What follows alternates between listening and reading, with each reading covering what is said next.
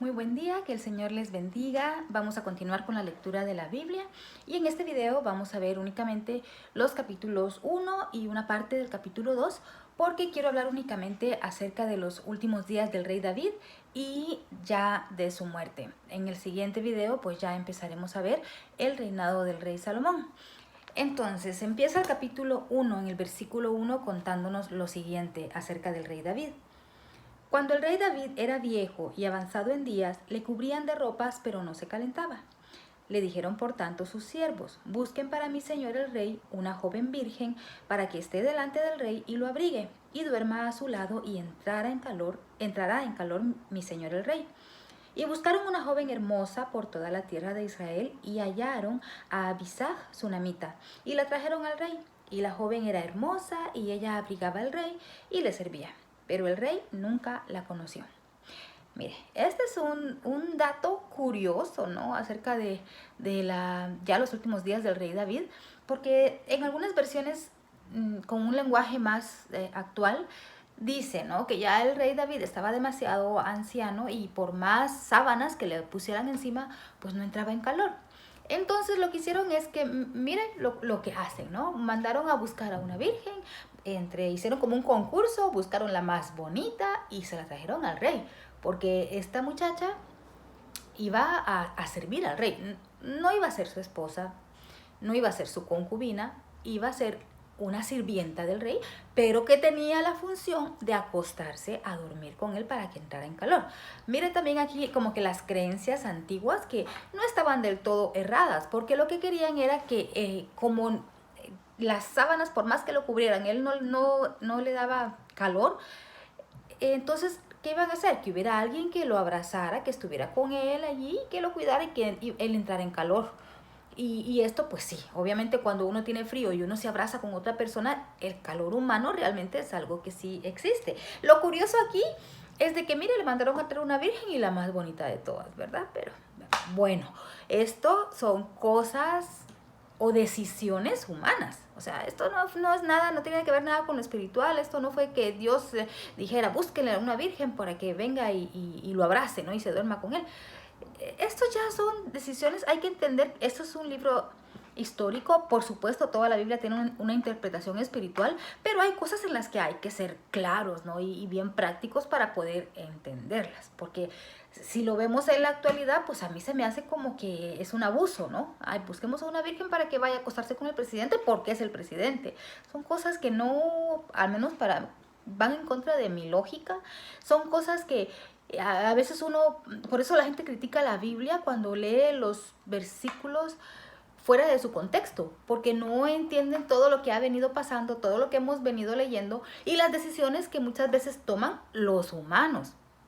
Hay una voluntad permisiva de Dios, pero el hecho de que Dios permita que sucedan las cosas no significa que esté de acuerdo con esas cosas.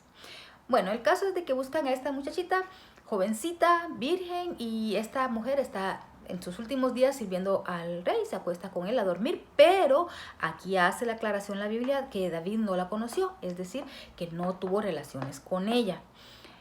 Algunos estudiosos dicen que esto fue escrito aquí en la Biblia porque vi algún comentario que decía que esto quedó plasmado para dar a entender también que David tuvo muchas mujeres, tuvo una vida muy promiscua y al final de sus días pues no tenía ya la capacidad o el vigor para poder estar con una mujer. Entonces él terminó sus días así, acostándose con una mujer muy bonita, pero no pudo hacer ya nada con ella porque ya a su edad y en el estado en que se encontraba pues no podía hacerlo. Ahora bien, ¿qué edad tenía David? Pues David tendría aquí 70 años o 69, porque ya se estaba aproximando a su muerte. ¿Cómo sabemos esto? Bueno, ya vimos anteriormente que cuando David ascendió al trono tenía 30 años, cuando él fue proclamado rey. Esto lo tengo por acá anotado, lo vimos en el segundo libro de Samuel, solo para refrescar la memoria, a mí siempre me gusta recordar esos detalles. Está en el segundo libro de Samuel, en el capítulo 5. Dice en el capítulo 5 y el versículo 4 del segundo libro de Samuel. Era David de 30 años cuando comenzó a reinar y reinó 40 años. ¿Por qué? Porque aquí ya él ya está a punto de fallecer. Entonces, para este momento en que sucede esto, David ya está, no está viejo, así de decir, ya el pobre ya está demasiado anciano, no, porque muere a la edad de 70 años. Sin embargo, ya sus fuerzas se habían debilitado a causa de que quizás de la vida, dejemos las guerras que él había tenido, porque fue un gran guerrero, lo que él terminó por acabar con su cuerpo físico, ¿no? Fueron todos los problemas familiares que tuvo como consecuencia, recordemos, del pecado que él cometió, ¿no? De ese asesinato intelectual. Entonces aquí ya vimos en estos últimos capítulos cómo han sido los últimos años de la vida de David, llena de problemas familiares, de traiciones, de los propios hijos, ¿no? Entonces, bueno, él sigue aquí avanzando y vamos a ver uno de sus últimos problemas. El capítulo 5 en adelante nos cuentan la historia de Adonías. Adonías es el cuarto hijo que tuvo David. Esto está también en el segundo libro de Samuel, en el capítulo 3, versículo 2.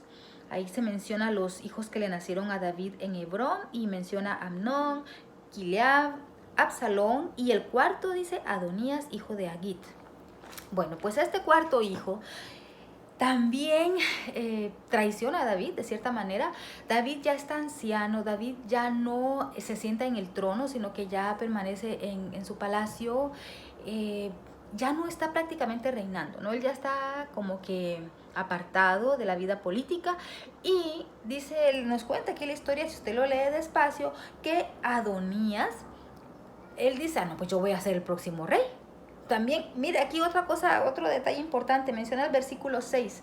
Su padre nunca le había entristecido en todos sus días con decirle, ¿por qué haces así?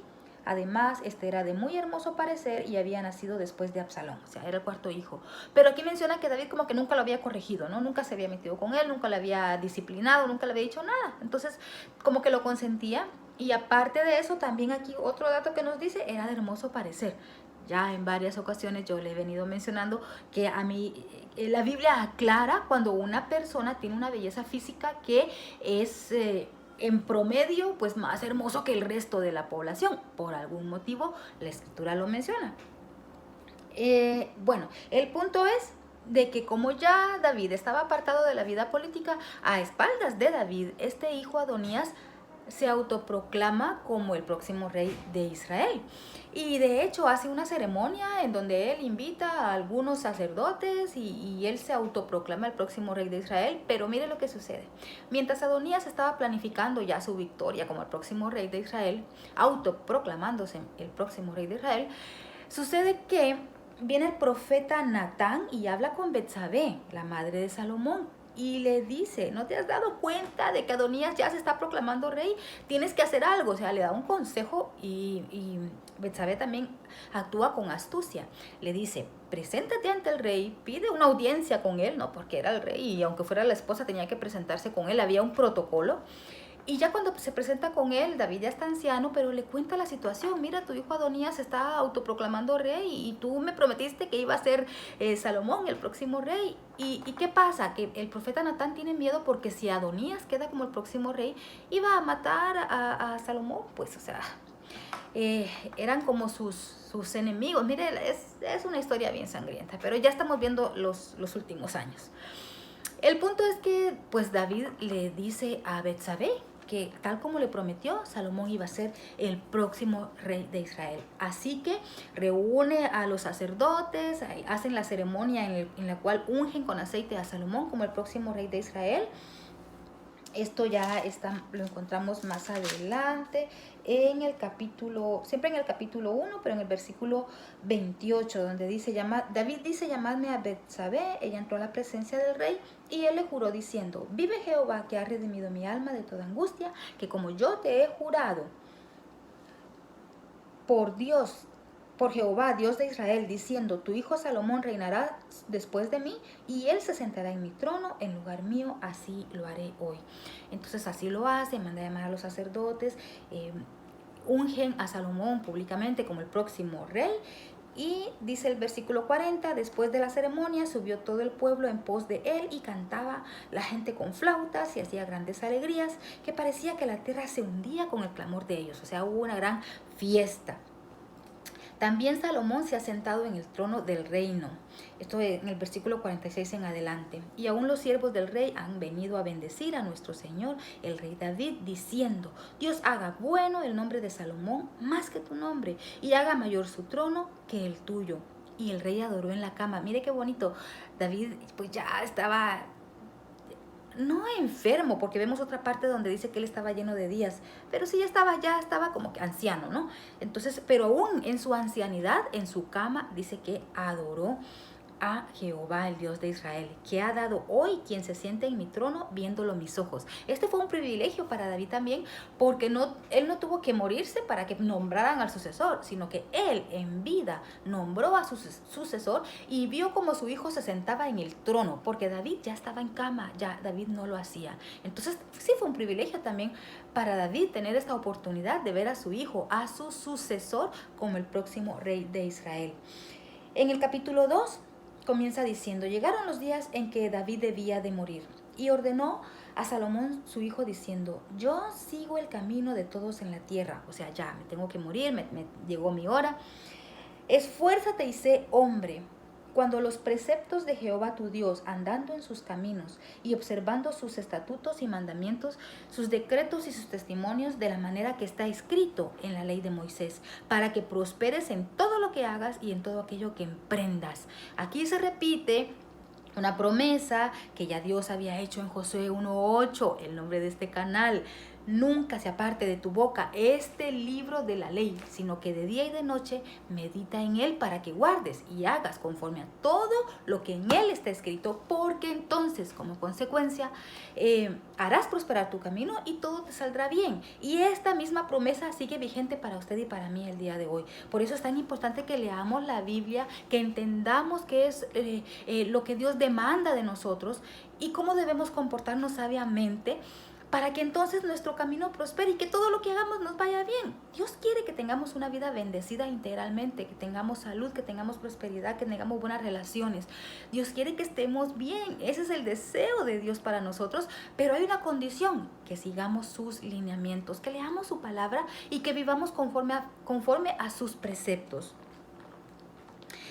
Bueno, luego le da algunas instrucciones de lo que tiene que hacer con sus enemigos, y ya en el versículo 10 del capítulo 2 habla acerca de la muerte de David.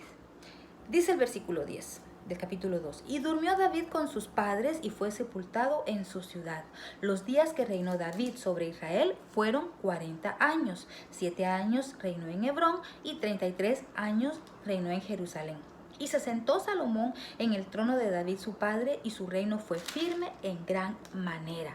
Hasta aquí me voy a quedar, porque en el siguiente video vamos a empezar con los últimos detalles del capítulo 2, pero aquí ya vamos a hablar específicamente de Salomón.